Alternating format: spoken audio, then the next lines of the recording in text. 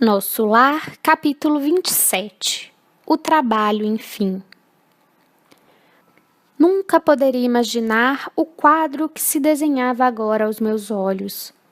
Não era bem o hospital de sangue, nem o Instituto de Tratamento Normal da Saúde Orgânica. Era uma série de câmaras vastas, ligadas entre si e repletas de verdadeiros despojos humanos. Singular vozerio pairava no ar. Gemidos, soluços, frases dolorosas pronunciadas a esmo. Rostos escaveirados, mãos esqueléticas, faces monstruosas deixavam transparecer terrível miséria espiritual. Tão angustiosas foram minhas primeiras impressões que procurei os recursos da prece para não fraquejar.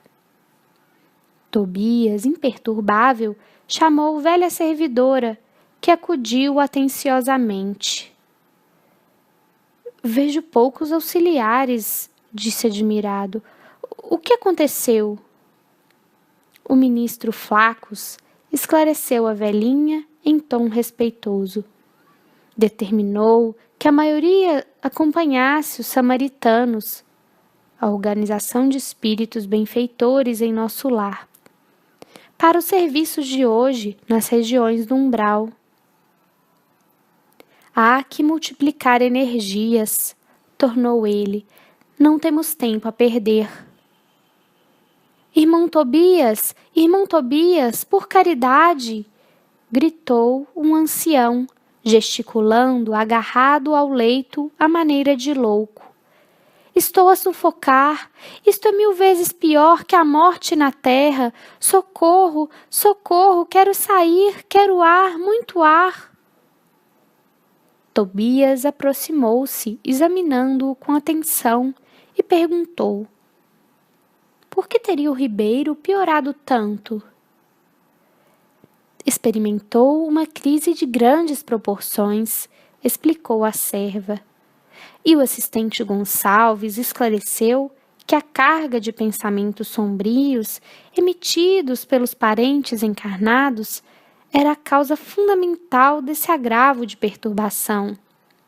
Visto achar-se ainda muito fraco e sem ter acumulado força mental suficiente para desprender-se dos laços mais fortes do mundo, o pobre não tem resistido como seria de desejar.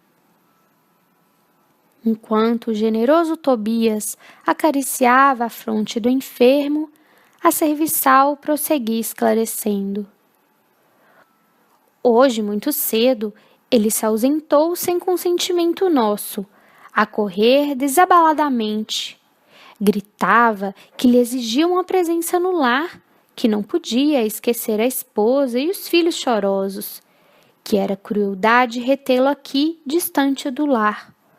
Lourenço e Hermes esforçaram-se por fazê-lo voltar ao leito, mas foi impossível. Deliberei, então, aplicar alguns passes de prostração. Subtraí-lhe as forças e a motilidade, em benefício dele mesmo. Fez muito bem, acentuou Tobias pensativo. Vou pedir providências contra a atitude da família. É preciso que ela receba a maior bagagem de preocupações para que nos deixe o Ribeiro em paz. Fixei o doente, procurando identificar-lhe a expressão íntima, verificando a legítima expressão de um dementado. Ele chamara Tobias como a criança que conhece o benfeitor, mas acusava profundo alheamento de quanto se dizia a seu respeito. Notando minha admiração, o novo orientador explicou. O pobrezinho permanece na fase de pesadelo, em que a alma pouco mais vê e ouve que as aflições próprias.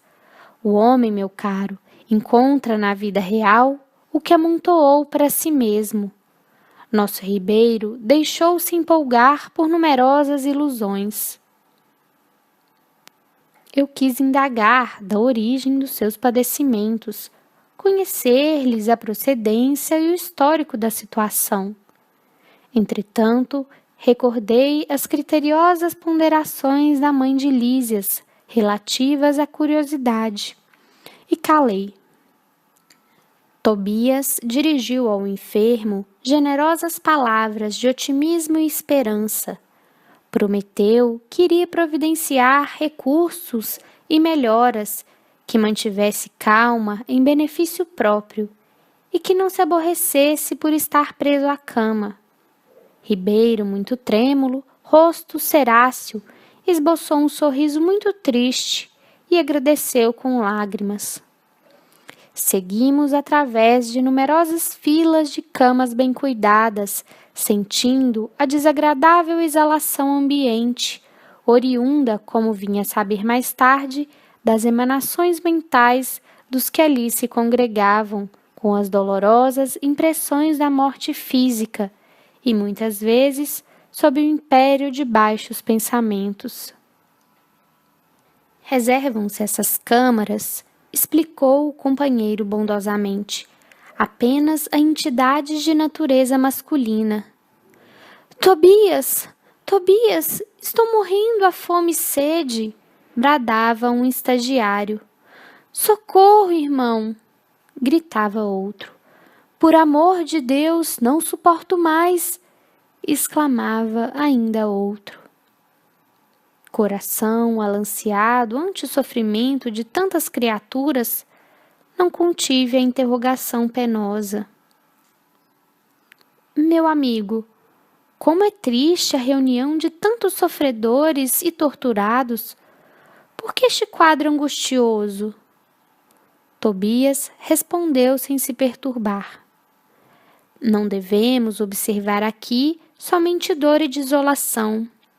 Lembre-se, meu irmão, que esses doentes estão atendidos, que já se retiraram do umbral, onde tantas armadilhas aguardam os imprevidentes, descuidosos de si mesmos.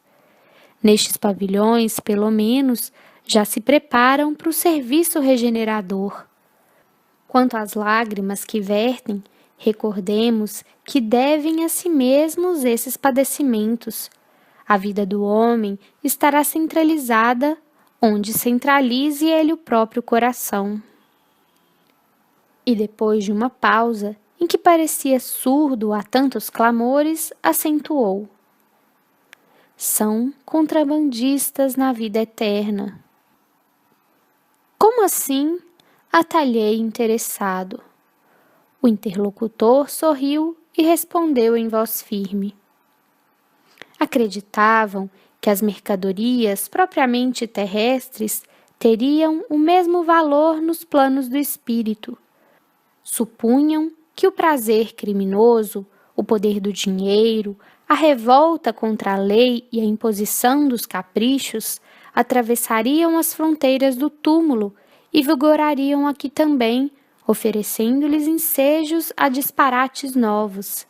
Foram negociantes imprevidentes, esqueceram de cambiar as posses materiais em créditos espirituais. Não aprenderam as mais simples operações de câmbio no mundo. Quando iam a Londres, trocavam contos de réis por libras esterlinas.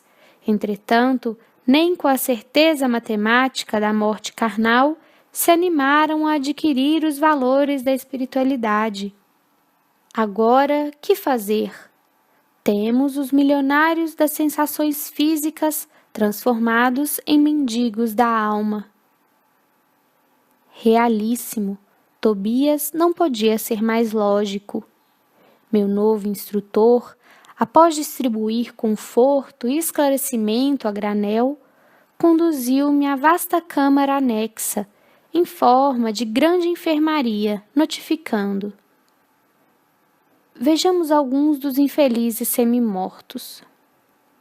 Narcisa, a servidora, acompanhava-nos solícita. Abriu-se a porta e quase cambaleei ante a surpresa angustiosa.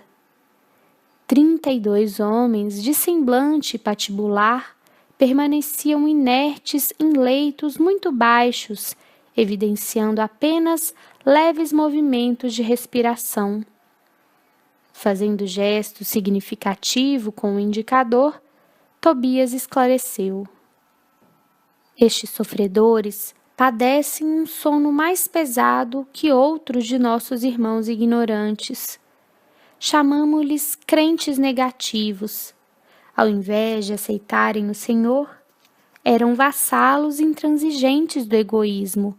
Ao invés de crerem na vida, no movimento, no trabalho, admitiam somente o nada, a imobilidade e a vitória do crime.